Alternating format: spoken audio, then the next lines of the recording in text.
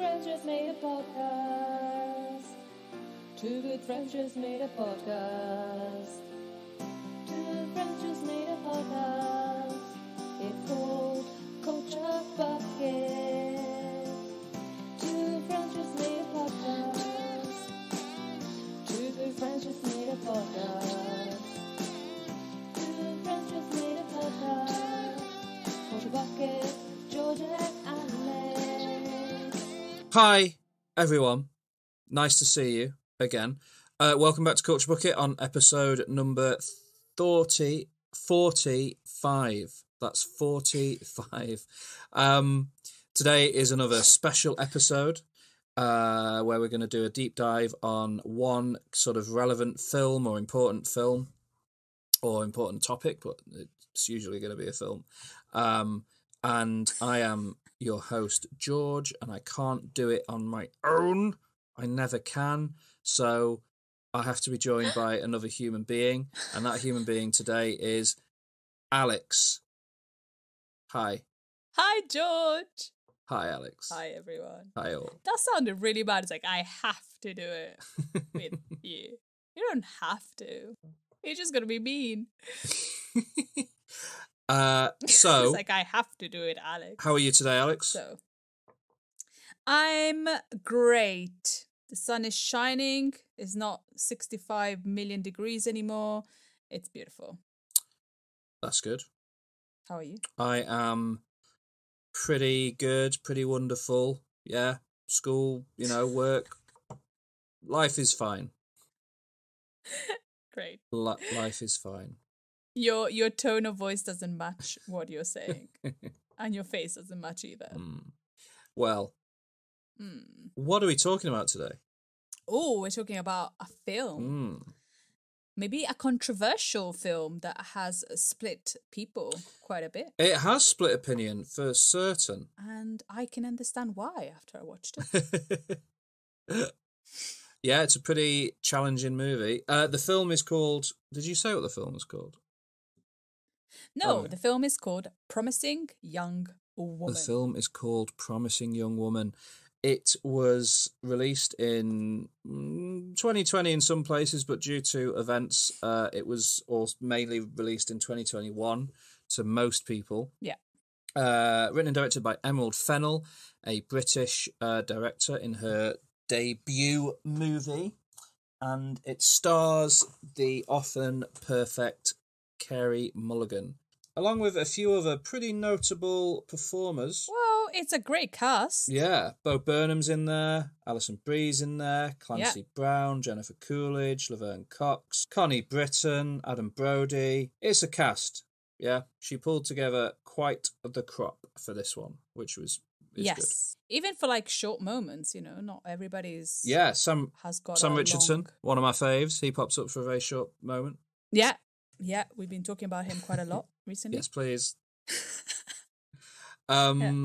It focuses on a character called Cassie, as we follow her dealing with a traumatic event in her past. Would that be fair as a sort of overall summary? Yeah, definitely. Yeah, it's a revenge story. It is a revenge film.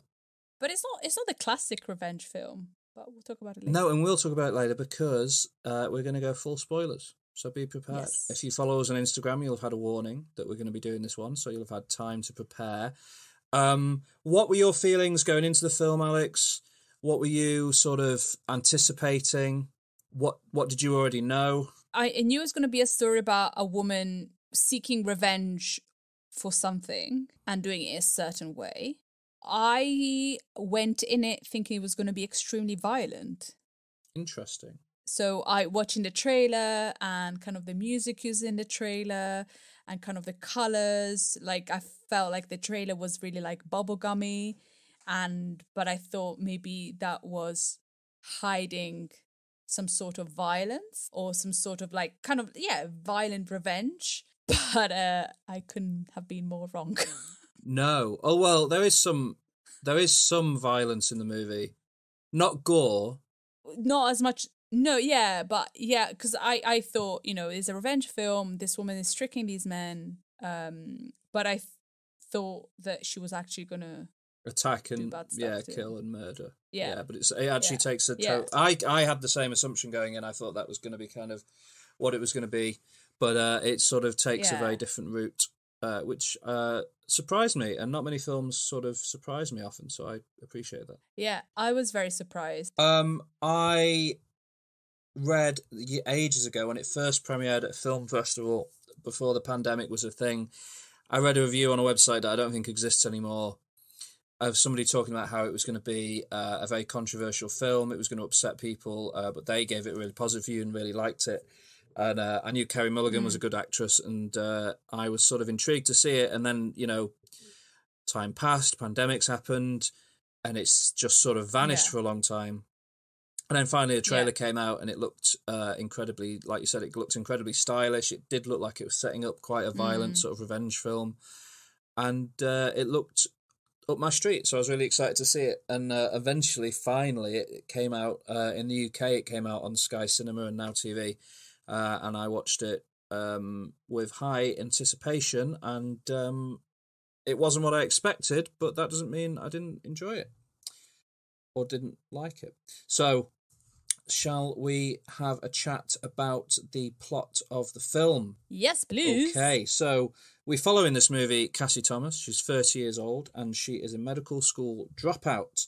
She still lives with her parents and works in a coffee shop. Her parents are played by Clancy Brown and Jennifer Coolidge, two excellent actors.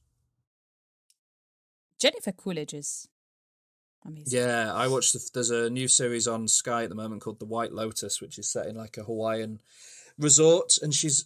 Oh, I really want to watch that. Yeah, is it good? The first episode is really good, and Jennifer Coolidge is amazing in it. She plays a very sort of odd character, and I'm interested to see where she goes. When does she not play an odd character? No, true, but she plays a really odd character in this. But yeah, and Clancy Brown is great. Stifler's mum. Stifler's mum.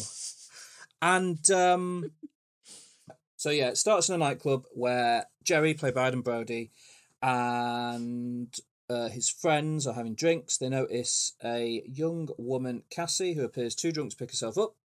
Paul and Jim are disgusting, and Jerry goes to approach her and tries to bring her home, and she goes with him. She is clearly too drunk to do anything, and so Jerry puts her in the bed and starts removing her clothes. Yeah. And then what does Cassie do? And so what she says is like, she asks in a drunken way, "What are you doing?" And then she asks again in a very drunk way, "What are you doing?" And then she suddenly sobers up. And she asks in a very sober voice, "What are you doing?" And this guy, who hasn't stopped the first 2 times, suddenly stops the 3rd time because he realizes she's not as drunk as she seems. And my expectation was her like cutting him into pieces, but she just tells him off, basically. Yeah. And this is sort of what she seems to be doing every night, is she's going out and picking up men with this act of pretending to be drunk. Yeah. But it isn't in order to exact revenge necessarily. It's almost just to teach a lesson. Teach a lesson and scare them. And then she's got a little book where she writes all the names of the guys she has done this with. Yeah. Yeah. Which is quite a dramatic way to live your life. It is dramatic and dangerous. Yeah, extremely dangerous. Like, you're going out every night and you're putting yourself in a very... Well, it shouldn't be a dangerous situation. You being drunk shouldn't be a dangerous situation. No. But in this case, it becomes extremely dangerous. Yeah. And that's what she seems to be doing with a few of nice guys. Yeah, and it's interesting because it wouldn't... If she got attacked as a result of doing this, again, you couldn't blame her. It wouldn't be her fault because it would be the man that had chosen to be violent and attack her and has already behaved in a way that's inappropriate. Yeah. But society doesn't really that's not how society sees it. It's complicated. But again, she's sort of... It paints a picture of a character who maybe isn't particularly healthy in her No. mental state? No. So, yeah, so she's single and she lives with her parents. Yep. Her parents are a bit worried about Yep. her because she's she's a med student dropout and she works in a cafe. Yeah, where she has very poor skills at customer relations. She's not very good at customer service. And then one day, an old college friend Yep. turns up, med school friend turns up, Yep. played by Bo Berman, Yeah, who's great. who is great, who is lovely, and clearly very charming. Yeah. Well, I meant Bo Burnham, the actor's And, great. I wasn't necessarily passing judgment on the character yet, but Okay, yeah. But no, but in the film, Bo Berman is great, and then Bo Berman and Ryan is also very charming, very lovely. And straight he kind of asks her why she's working in a cafe and she's not a doctor. And he clearly is interested in her. yep. There's a beautiful moment where she spits in his coffee and he drinks Is that it. beautiful or disturbing? I Disturbing. don't like it. It was sarcastic. Even thinking, It was horrible. even I was thinking like, about it now "Oh!" is making me sort of jip. Yeah. And she's not very trustworthy of men in general, I think. No, that's fair to say. What happens next? After that, there's another scene of her going out and pretending to be drunk and being picked up. But this time, the guy is played by McLovin from Superbad, which is weird. Yeah. Because he's great. He's got an idea for a novel, which is gross. He's taking cocaine. Yeah. He's just generally awful. Yeah. And he sort of does toilet on himself. He's so scared when she makes a reveal that she's sober. And it's just interesting the film has sort of these multiple scenes of this happening kind of quite close to each other in the film, I think, sort of to give the impact of how regularly this is something she can pull off, that she can regularly find men willing to assault a woman, be criminals. And then there is a scene where she is given a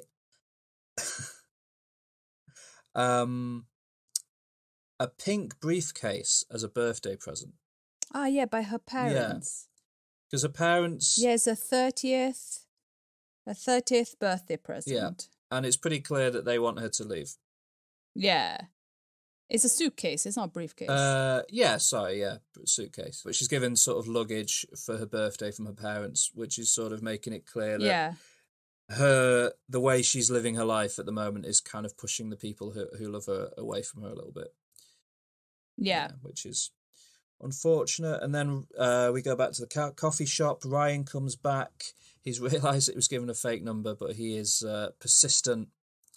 So she does agree to go out with him, but she keeps him at a distance because it's pretty clear at this point in the movie that she is not really in a place where she can trust men. No. While doing this and dating him, Ryan mentions Al, an old classmate of theirs, who's getting married.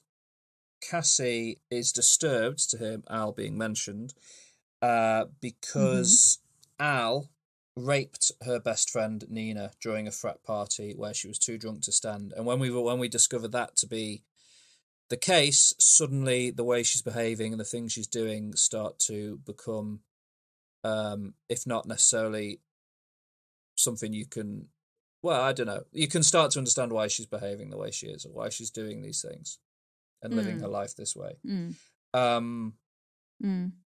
Cassie and Nina reported it to lots of people. Nobody believed them. Al had the benefit of the doubt. And sort of this is where the title of the film becomes interesting, I think. It's called Promising Young Woman, but there was the case of the swimmer student who was described as a promising young man, and that's why he wasn't really punished for his assault. In a case that kind of mirrors this. And Yeah. so Cassie, as a result of this event, Cassie dropped out of school and Nina committed suicide. So off the back of this, Cassie starts kind of cyber stalking Al, sees plenty of people she used to know congratulating him on his engagement, which is obviously upsetting. And amongst them is Madison, played by Alison Brie. And then we get into a sort of set piece in the movie where Cassie does something to Madison. So she contacts Madison, arranges a lunch date with her. She gets her extremely drunk and then starts talking to her about the case of Al and Nina. Yeah. And how does Madison react to being sort of having this brought up? Well, she kind of denies it and kind of saying that, you know, they were all drunk and they were young and kind of like making excuses about it. Yeah. And there's definite victim blaming going on, isn't there? It's like Nina was drunk. And Nina was always drunk. But you're not really sure why she's getting her so drunk. No, you're not. And then when Cassie leaves the restaurant, she gives this guy the hotel room key and tells to take Madison to the hotel room. Yeah.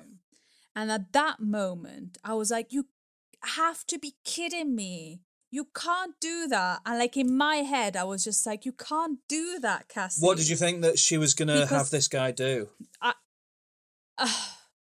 Well, you're at that point, you can expect anything from Cassie, because she clearly puts herself in really dangerous situations to make a point, which in reality shouldn't be a dangerous situation, should be just a person, a woman living her life and trusting people. That's. But unfortunately, we call them dangerous situations. I didn't want to think like when you see a drunk woman and then you see another woman who is pissed off with this drunk woman giving the keys of a hotel room to a random guy. In my head, I was like, what did she hire him to do? Yeah. And I was like, she can't be that vengeful. Because you don't know how revenge can go. It could go many ways. So it could have gone the really bad way or not so bad way. But my head went to the worst revenge. Yeah.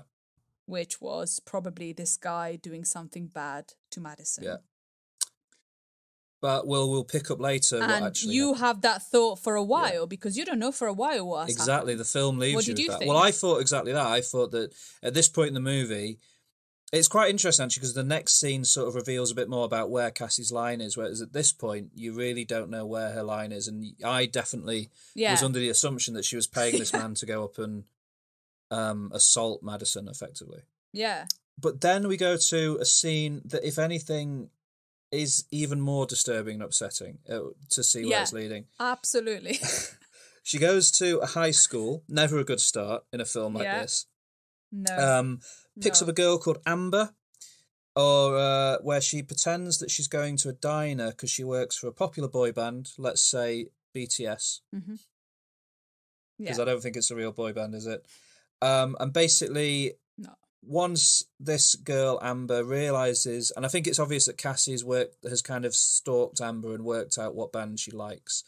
She name drops this band, and then Amber's willing to do anything to get a chance to go and see this band.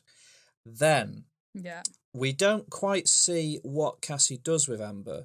It cuts to Cassie talking to the dean of her former medical school, Elizabeth Walker, played by Connie Britton, who's incredible. She's only in this she's only in this for about one scene. And Cassie sort of is meeting with her with the sort of has kind of made out the meeting is because she wants to restart her education. I think that's what Dean Walker thinks she's getting into. That's what the conversation she thinks it is. But Cassie brings up the fact that she and Nina reported Nina's assault to Walker, but that the Dean took Al's side and barely seems to even remember Nina. Then Cassie reveals what she's done. Once she gets Dean Walker to admit, or basically once she gets Dean Walker to say, to come down on Al's side again, and continue to not be supportive of her friend Nina, the victim, because of lack of evidence. Yeah, which is turns you against the dean at that point, I'd say, Yeah. as an audience member. yeah, Because, yeah, you know, these are things that happen in real life, and the men seem to always be believed, and yeah, women just get sort of blamed and ignored. So the dean is then told by Cassie that she has picked up Amber and taken her Yeah. to the same room where Nina was raped and left her with several drunk frat boys, which yeah. immediately horrifies the dean. Immediately. Yeah. Which is interesting because it would horrify the dean, but also the dean knows that kind of thing goes on. It's just when it's her daughter, it horrifies her. Yeah. Absolutely. And at that point, you're like, oh, no, you didn't, Cassie. Did you? And you're there like, because you're just thinking, can she be that bad? And that makes her the villain. Yes, I think it's like, if your reaction is too big, it's not okay. Like, yeah, and it's just like, no, you can't do that. And does she not try to phone her daughter as well? And she's got her mobile phone. Yeah, I think Cassie has her phone. Yeah, and it's, I mean, if what she has done is bad. What she's claiming to have done is irredeemable. Taken a minor. Yeah. And also, Amber, whatever Dean Walker may have done, Amber is definitely innocent in sort of anything to do with this. Eventually, once Walker admits that she should have believed Nina, Cassie tells the truth. It tells her what's really going on, and is that Amber's just at this diner waiting for this boy band, and that the dean can find her safe and comfortable. Come. Yeah. And that's sort of, I think that's where the line for Cassie is kind of demonstrated to be. I think this is why she's not being violent. She's not attacking people when she does this, picking up men.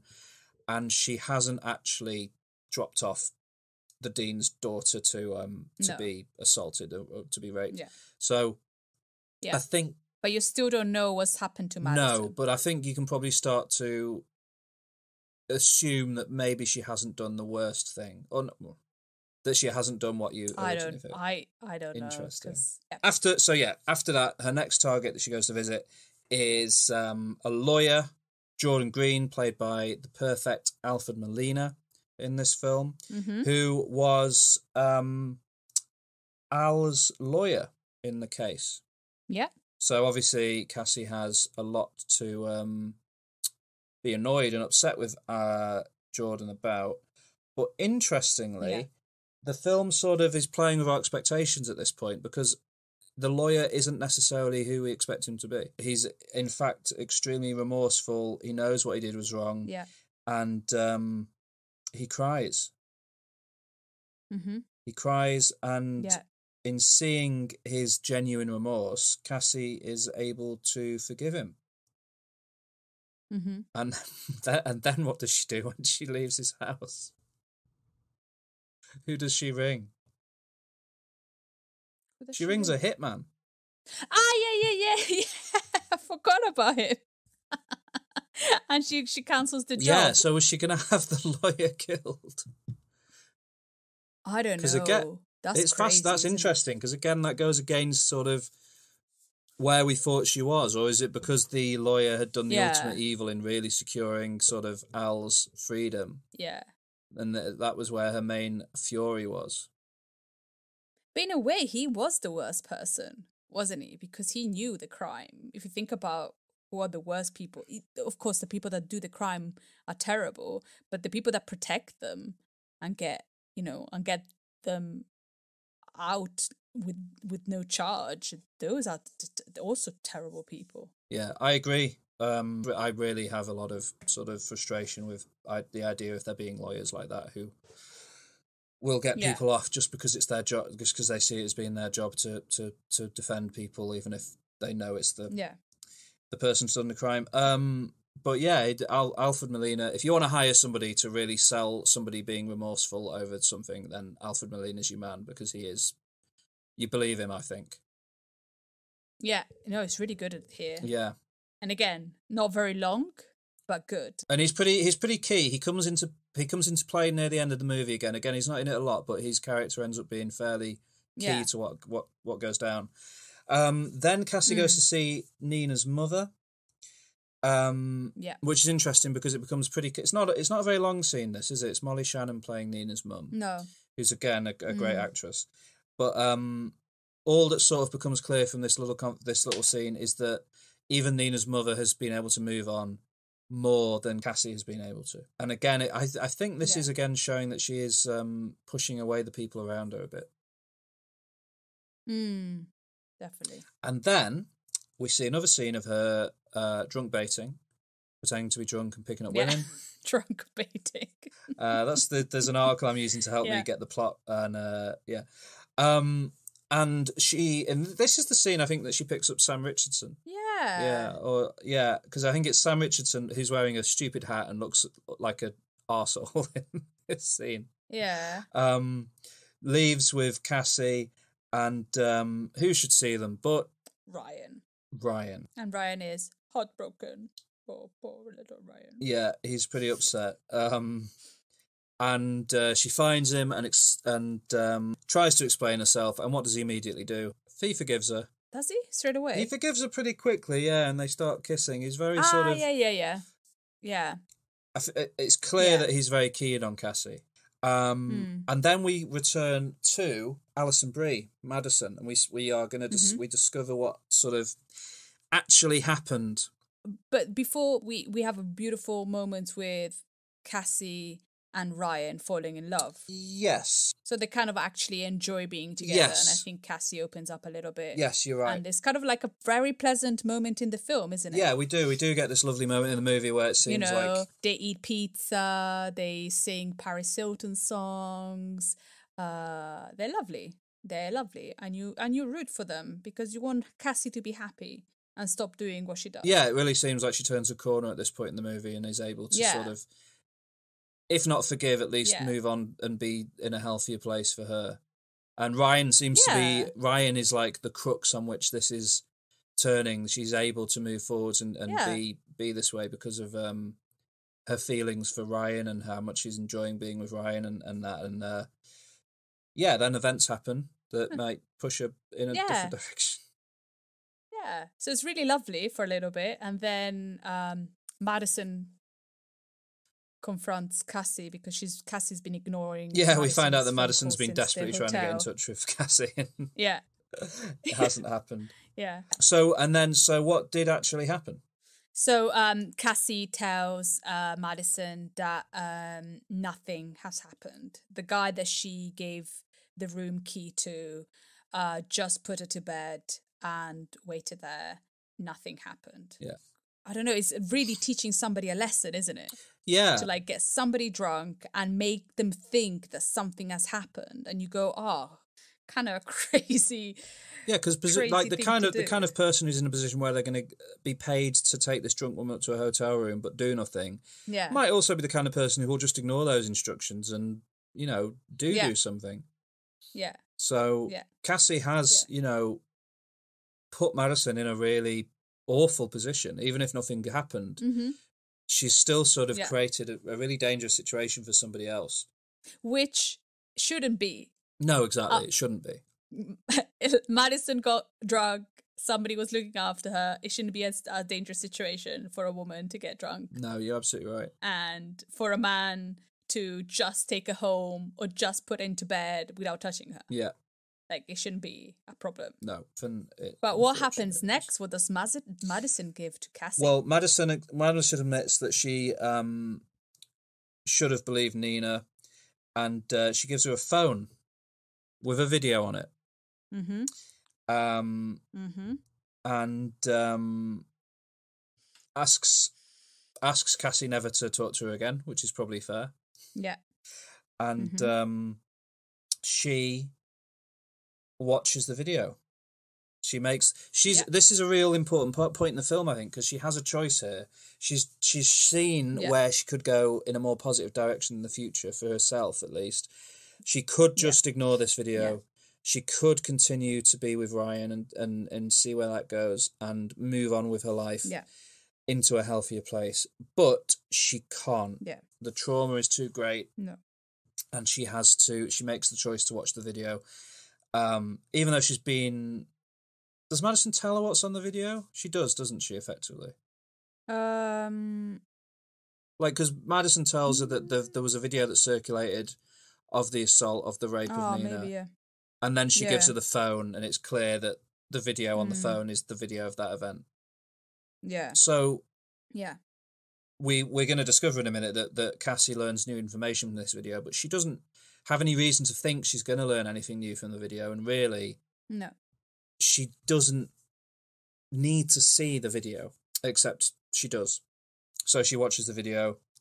She is horrified to see the rape, but she also sees that Ryan was there. Yeah.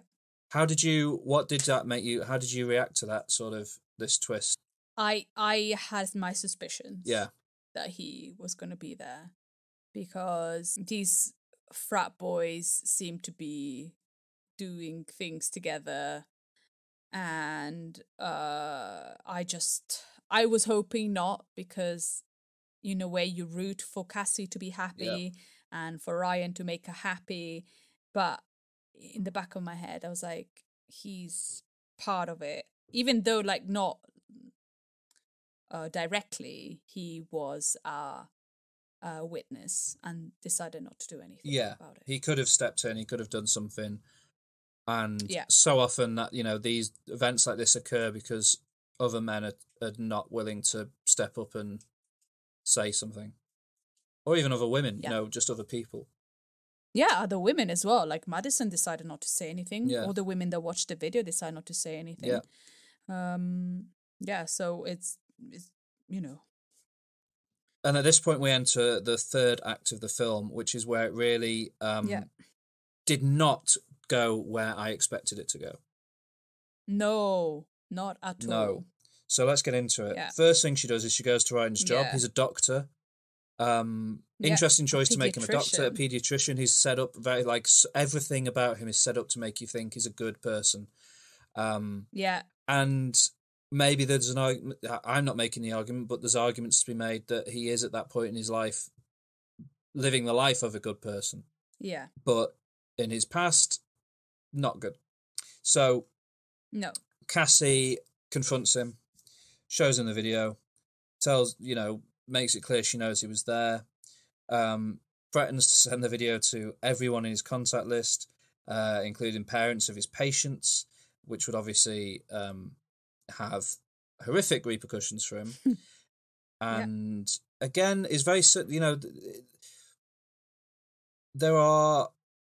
I feel like this is almost a commentary on the idea that sometimes people have their identities kept hidden, because if the names and things they've done get out and go on news websites on the internet, they're always there a Google search away.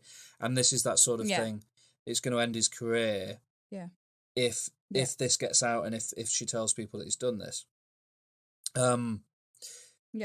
So she basically blackmails him into telling her where Al's bachelor party is going to be. And Ryan is not happy about telling her this information because he's obviously scared about what she might do at the bachelor party. And she leaves, warning him not to tell anyone that she might be going. Yeah. And then we get to the bachelor party. The bachelor party. Yeah. Toxic by Britney Spears plays. Da, da, da, da, da. Yeah. She's wearing a nurse suit, a latex nurse suit. A sort of a stripper nurse uniform, a sexy nurse outfit kind of thing. Yeah, uniform. This got beautiful, colourful hair. Yeah, her look here is the look that was very much used in the marketing for the film. It's all over the trailers and a lot of the posters and everything kind of have this. Yeah. Her outfit at this point in the movie. It's almost, you could see this becoming a bit of a future Halloween costume, which almost seems inappropriate, but I could see it. Very inappropriate. But you see little kids wearing the Harley Quinn costume with Daddy's Little Monster written on it and stuff, so We live in a I society. guess. Okay. So, yeah, she goes to the cabin where the party's being held. She gets everybody drunk. She drugs them so they fall asleep. She takes Al up to the bedroom, insists on that, and handcuffs him to the bedpost. What happens next? Cassie tells him who she is and what has happened to Nina. And he comes out with all the same excuses. Yeah, same stuff, that they're kids. And then I think she want to try and carve the name Nina on his body? She grabs. So for some reason she goes on the bed with him. Yeah, she gets on the bed right up next to him. She's gonna carve Nina's name on him. Yeah. And he manages to get loose. Yeah. And the most unexpected thing of the film happens. Yeah. He grabs a pillow and suffocates Cassie. What were you thinking when this was playing out? Because I was sort of, at each moment, I was convinced she was going to get free, she was going to do something. Yeah, I thought something is going to, like, it has to. Like, it can't be this way. And the more it was going on, the more I was like, no, it can't. Like, something has to happen. And I kept saying, stop moving. If you stop moving, he'll stop suffocating you. And she kept moving and moving. Yeah. And it's the longest, it's 2.5 minutes, that scene. Oh, you timed it? No, there's a bit of trivia that I tell you. So there's like a long 2.5 minutes of that. Yeah, and this is when you said at the start that you were expecting the film to be violent, but it wasn't. This is sort of the scene I thought of, because obviously this is sort of, it's not gory, but it's one of the most horrifically violent things I've ever seen in a film. Yeah. And it's long. It's long to see somebody die for 2.5 minutes. Yeah. And then you still can't believe she's dead. Like, yeah, because what's the film now? Like, what? Yeah. What's going on? Yeah. It was genuinely incredibly shocking and traumatic to see. Yeah. I didn't want her to die. Like, I wasn't expecting her to die. She was not supposed to die. But then when it happened and became clear that's what happened, in my head, I kind of had the thought of the inevitability of it, because the film is about this cycle of violence against women, and it almost has to go this way, because this is how in real life these things might go and could well go. And to get to the honesty and truth of this story, I think this is the choice that the director Emerald Fennell made, and it's intense.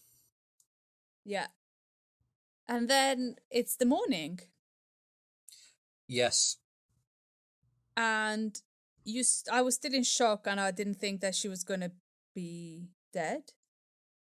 And then Schmidt from New Girl. Yeah, that was so. When it was Schmitty from New Girl, I was like, this is unexpected. Why is Schmitty here? Yeah. But it's not Schmitty, it's Joe. And Joe is a lot worse than Schmitty. Horrible. Yeah, I don't like Joe at all.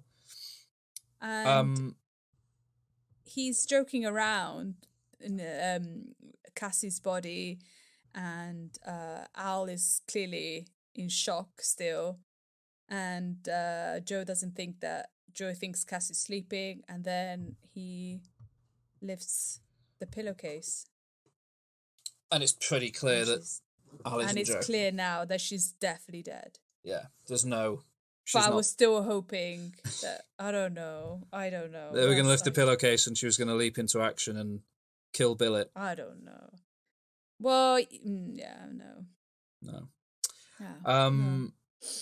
So Joe does what so many other men have done and helps Al to hide the crime.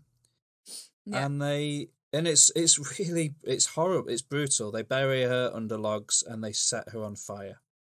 And she just vanishes. She disappears. Yeah. Mm-hmm. And Cassie's parents obviously file a missing persons report. We have a scene where the detective visits Ryan's office because he knows that they're romantically engaged. And Ryan has a choice here again. Yeah. He could tell the He had a detective. choice. Yeah. He knew exactly where Yeah. Cassie was going to go. He supposedly loved Cassie. Yeah. And what choice does he make instead? He makes the choice saying that they're broken up. Yeah. And he didn't know where she went. yeah. And he just sort of tries to save himself and betrays Cassie. Yeah. And and he thinks he's sort of free.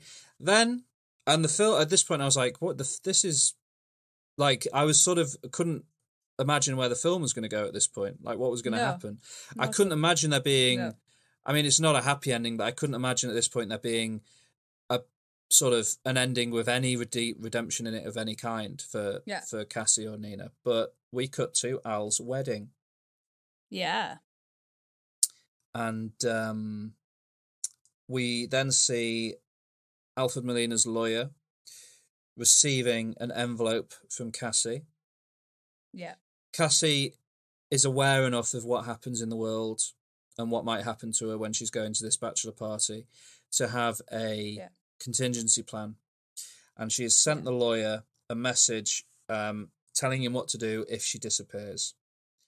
And at this point, it cuts back to the wedding, and we see Ryan and everyone else at the wedding receive the video on their phone of Al raping Nina. Mm-hmm. And then Ryan receives scheduled text from, and this bit gave me goosebumps. This bit of the movie, when you see him receiving these texts, it really was sort of like a kind of an amazing bit of writing. I thought the way it sort of plays out here. So pre-written text from Cassie saying, "You didn't think this was the end, did you? It is now. Enjoy the wedding." And you hear police sirens. Police are arriving. They've found Cassie's remains. Contains a sort of a necklace that leads them to where they to identifying it as Cassie. And Al is arrested in front of the entire wedding. Joe's attempting to sneak away, and Ryan receives a final message that says, "Love, Cassie and Nina." And that's the movie. Mm-hmm. What I was wondering before, do you think she knew she was going to die? Because when Al is trying to kill her, he keeps saying, "Stop moving." If she had stopped moving, would he have stopped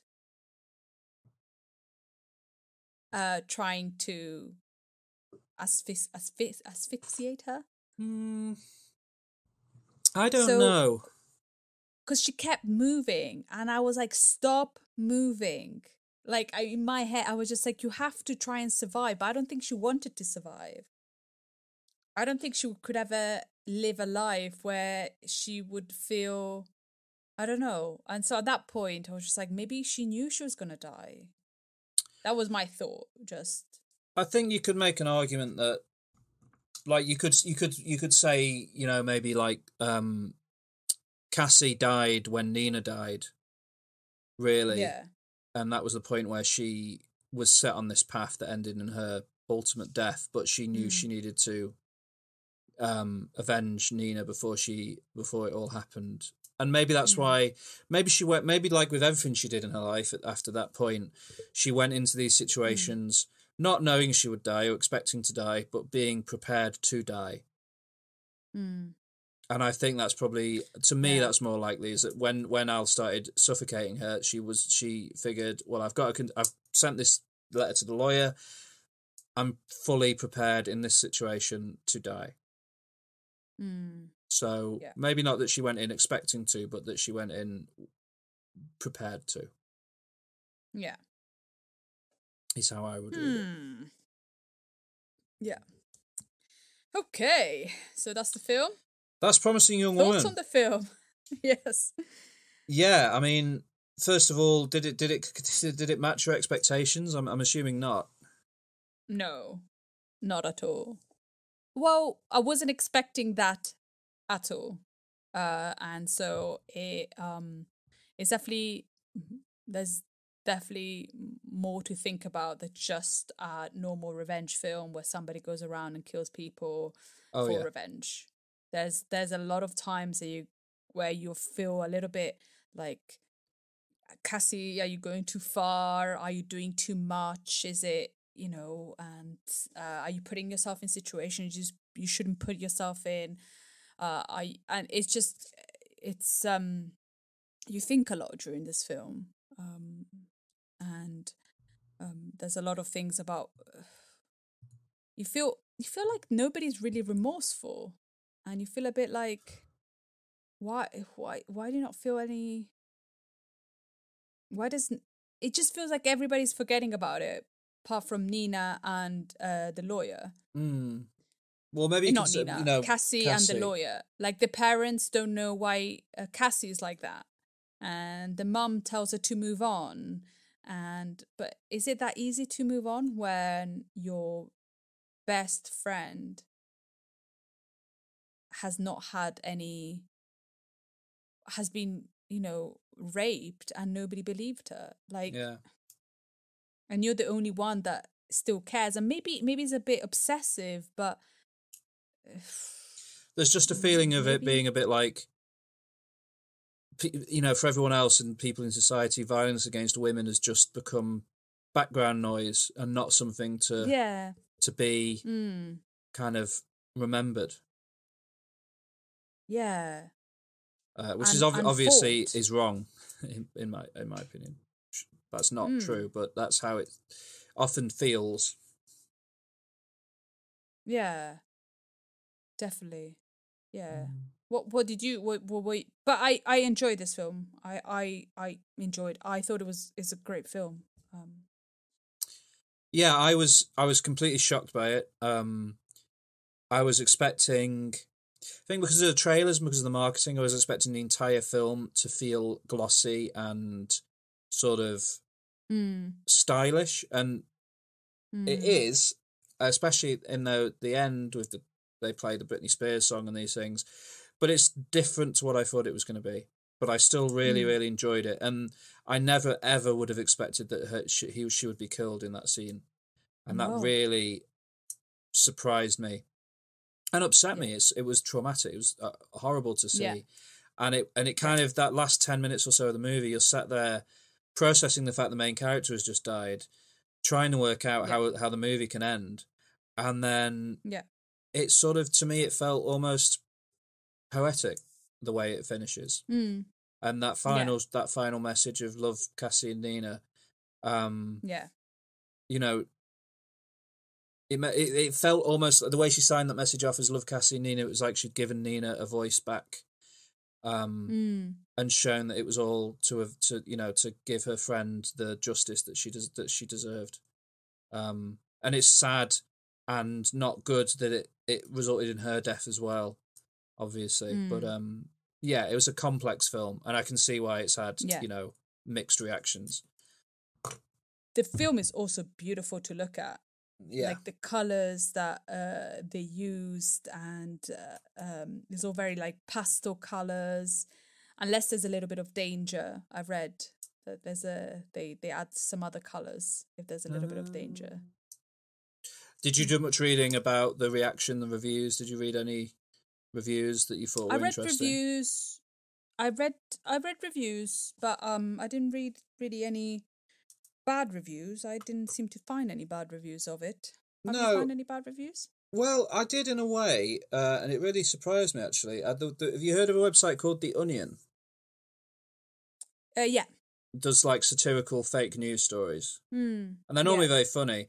I read an article on there a few weeks ago called "Scrapped Plotlines That Would Have Changed Your Favourite Movies Forever," and it's a sort of play on film lists that people write and stuff, with little Yeah. bits of trivia in. So, for example, the first one, it says, Taxi driver, Travis Bickle was originally going to cope with his disillusionment by getting really into cycling. And it's just stuff like Mm. that, jokes about what alternate ideas for films. Or like they've got one here for Rocky that says Stallone's original script included his iconic boxer getting uppercut and his head flying off and shooting out into outer space. So silly little funny things, and I was kind of reading this article and laughing, and then a few of about 6 or so in, it goes promising young woman, and it says an early draft of the screenplay included well-written sequences, logical plot developments, even tone, and a nuanced ending, until someone at Focus Features opened a window and a stiff breeze blew it all into a nearby fireplace. Oh. And I was like, oh, that's an odd sort of sudden vein of hate for this for promising young woman in the middle of all these kind of goofy, disposable little jokes you've written.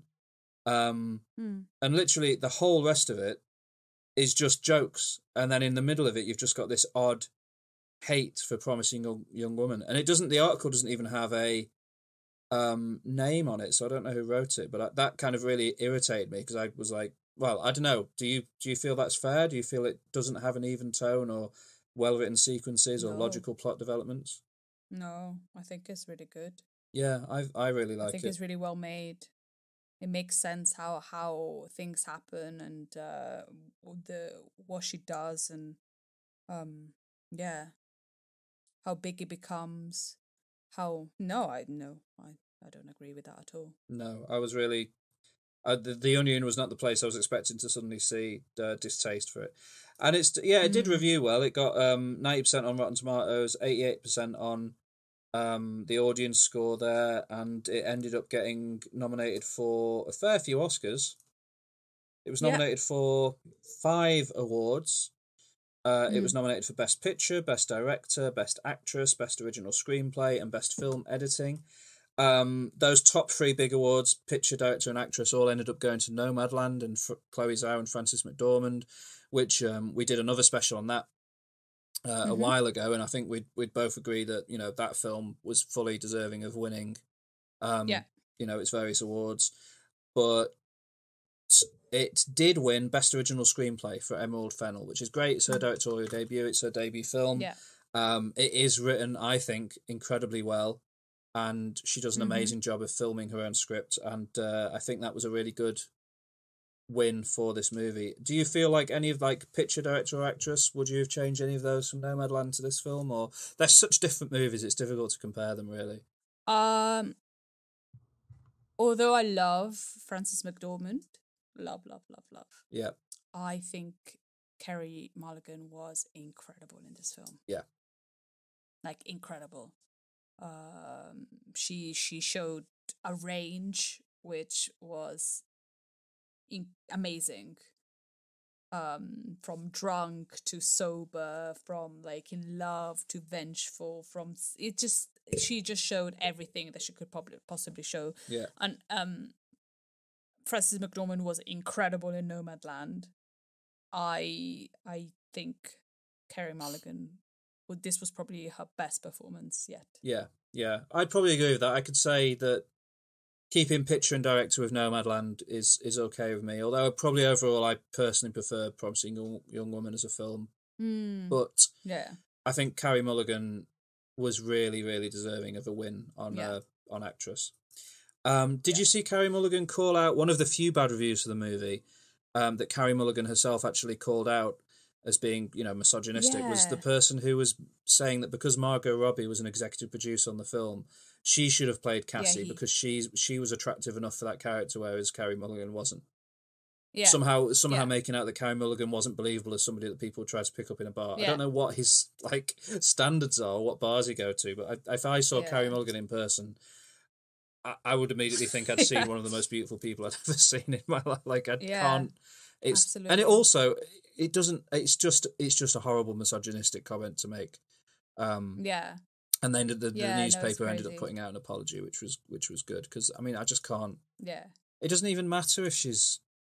It doesn't. Oh, it's just. No, it doesn't matter. It's not the point. It's missing entirely the point of the film. Yeah, exactly. That comment just doesn't make any sense. No. And it's really silly. Should we talk about some of the actors in this film? Because there's plenty. Yes. Well, as we just said, Carey Mulligan is... Yeah, amazing. No, pitch perfect. Yeah, she's perfect in it. Yeah. She's perfect. And yeah, she's in every scene she changes, her costume changes, her attitude changes, her everything changes. Yeah. And she's just perfect. Yeah. And she's British. What an accent. What a perfect accent. Like, she's perfect. Yeah. Yeah. And then there's all the actors which are famous but have really tiny roles. Yeah. And also not very good roles, in the sense of they're not playing good people. No. They're playing bad people. Yeah, broadly. So Bo Burnham is amazing as Ryan. Yeah. Have you ever seen any of his sort of stand-up stuff? No, I've never. No. His latest one for Netflix, Inside, is worth watching. It's very, very good. Yeah. But he perfectly portrays Ryan as being somebody that you can believe in until the point that you can't. Yeah. Until you can't. And he changes. Like, he's really good. He like totally like changed how he looked and how he just didn't care. Yeah. And yeah. And then Alison Brie. Oh. You know, she's amazing in it. Yeah. She's kind of like a comedic actress, really. Well, she's done a lot of comedy, and so this is kind of more different. Yeah, more dramatic role for her. But she's good again, but she's not in it for long. But she leaves an impression. No. The parents, Clancy Brown and Jennifer Coolidge, they've probably only got about 2 or 3 scenes in the whole film. Yeah. But their characters are integral into. Care. Sorry. They just don't seem to care. Yeah. Everybody just seems. They want her to stop being difficult, and they want her to move on. Yeah. Yeah. Yeah. Yeah. And they exemplify that perfectly. Laverne Cox as Gail, the coffee shop owner. One of the more supportive, probably, people around Cassie. Yeah. Could have very easily fired Cassie if she wanted to. I read somewhere that the cafe is kind of her safe space, and that's why the colours in the cafe are so like pastel. That makes sense. The cafe is the only place where she feels comfortable and safe. Interesting. And that's also with Laverne Cox. She's got like, I think she's the closest person that she has. That's interesting because like in the house, in the family home where she should be comfortable and safe. It's similar colours, but like to an overwhelming degree. Yeah. To a smothering degree. Like they're all heightened and brighter, like really bright pinks, and it's sort of it's not an unsafe colour palette, but it's an overwhelming and suffocating colour palette.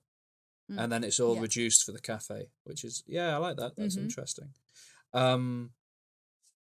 You've got Chris Lowell plays Al, a small role but an integral one. He's fine. He's fine. He's okay. Yeah, he's fine. He's fine. He does what he needs to do. Connie Britton in her one scene as the dean is fantastic, and I think featured in a lot of the trailers because that scene is such a sort of tense scene that they play off each other really well. I think Carey Mulligan and Connie Britton. But also, it's like so important because, you know, if this film goes with I think it was 2018, that swimmer that raped that girl, and the dean was like, oh, we can't, you know, the deans don't seem to be protecting their students, which, is that not supposed to be your role? It should be, but not for Dean Walker. No. And then you get like even smaller roles. You got people like Adam Brody as the first man that he picks up. I think Emerald Fennell did a good job with the sort of the 3 people she picks up in the movie. Adam Brody, Christopher Mintz-Plasse, and Sam Richardson, of sort of picking people that you recognise from stuff, and like just recognisable faces of people who maybe are known to play not dangerous men. Nice people. Yeah, nice men. Yeah. Especially Adam nice Brody guys. And Christopher Mintz-Plasse. I'm a nice guy. Yeah. But they're not. No, not at all. They're all, you know, Adam Brody, Christopher Mintz-Plasse, Sam Richardson all do their job perfectly well. And then Max Greenfield, Schmitty from New Girl. Is actually, I think, really, really good in his small amount of screen time. Yeah. Like he makes your skin crawl. Like I've met so many men like him who I can't stand being around, and like you kind of can tell within a few minutes when you're around a Joe. Yeah. Ugh. Ugh. And that's the thing, like a little bit of trivia of the characters. The cast that she chose, was chosen, is all people that are have comedians or always play the nice guy, or just to kind of make you feel like everything is safe, nothing bad can happen. But that's really great casting. Bo Berman apparently is one of the loveliest people. Based on he's his stand-up, yeah. Yeah, and he's not that lovely, you know. And the guy that plays Al, you know, he always plays the nice guy. And so it's kind of putting you in a position where you can't really trust the nice guy, you know. You could say, yeah, I'm the nice guy, but, you know, anybody can be the nice guy. Yeah, even not nice guys can look like they're nice guys. But yep. Alfred Molina is the only one that seems to be regretful of what he has done in his past, but he always plays kind of a bad guy. Yeah, he's famous for playing villains.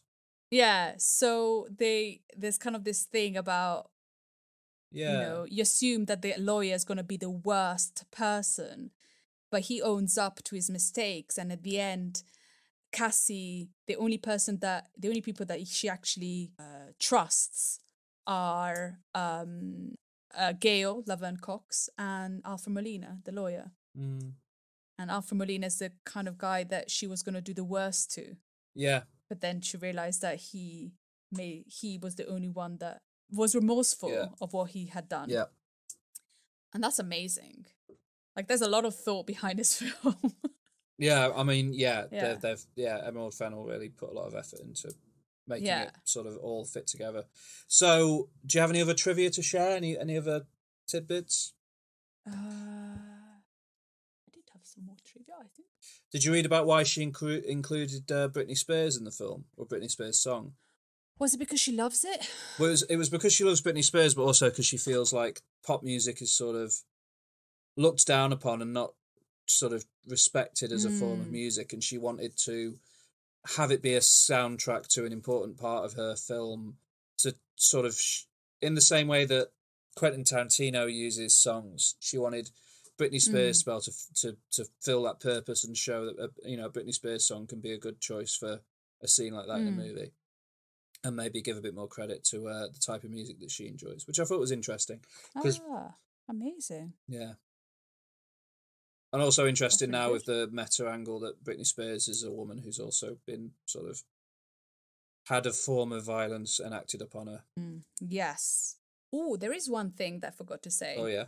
You know when she writes the names in the little book? Yeah. After some names are in blue, some names are in red, and some names are in black. Yes. And so I was trying to figure out why, but the director, Emerald Fennell, said she will never tell. According to Carey Mulligan, it's probably because she's kind of still childish-like, so she never has the same pen. But it's quite amazing that there are 3 different colours used. Does that mean that other things have happened, or is it successful, not successful? Yeah. I thought that was really fascinating. There's not really an explanation of the colour coding. Oh, I love it when a film has something like that in it that there's no explanation for. You can just sort of think of your idea. Yeah. So I thought that was quite fascinating. But I was wondering if like red is like a dangerous moment. Black, he was a good guy, and blue, I don't know. It's fascinating. Definitely. Okay, that will do it for Promising Young Woman. Yeah, man. It's been a good How many stars would you give it? 5 out of 5. How many buckets? We should bucket it out. How many buckets would you give it out of? Give it 10. I'd give it a full bucket. Oh, 1 full bucket. One full it could be bucket. like one. Yeah, not half or 3/4 of a bucket. A full bucket. A full bucket. To the brim, slightly overflowing when you pick it up because it's so full. Yeah, of good film. Yeah. What about you? Same. Oh, same. Good. So that's Promising Woman. I hope you've enjoyed our discussion. Because we have got ourselves relatively organised, we can announce now what the next special will be about. Yeah, I'm excited to talk about that one. Yeah, me too. We're going to do a special episode in a month's time on the 2021 Nicolas Cage film Pig. So you've got a month. You've got about 4 weeks to get that watched, so you can listen to that episode. Another film that is sort of a revenge movie, but also plays with the expectations of what a revenge movie might be. It's going to be exciting to talk about that. I can't wait to talk about it. So that's going to be wonderful. And then next week on the main just feed, you're going to have episode 46, which is going to be on our top 5 remakes and reboots, which is already in the bag. We've recorded that one. It was a spicy conversation, so get ready for that. It's going to be fun. Was it? Yeah, and please join us for that. And if you have watched Promising Young Woman and you have thoughts, maybe you spent the entire episode screaming at your iPod because iPod, who's got an iPod? What? It's the whole episode screaming at your listening device of choice because you disagree with us so much, or maybe you agree with us. I don't know. Let us know. Give us your thoughts and opinions. We'd love to read some out in a future episode. And follow us on social media, find the links to all of those in the show notes as ever, and we really appreciate everyone listening and would love any reviews that you can pass on. Thank you. Love you. Thank you. See you again. Bye.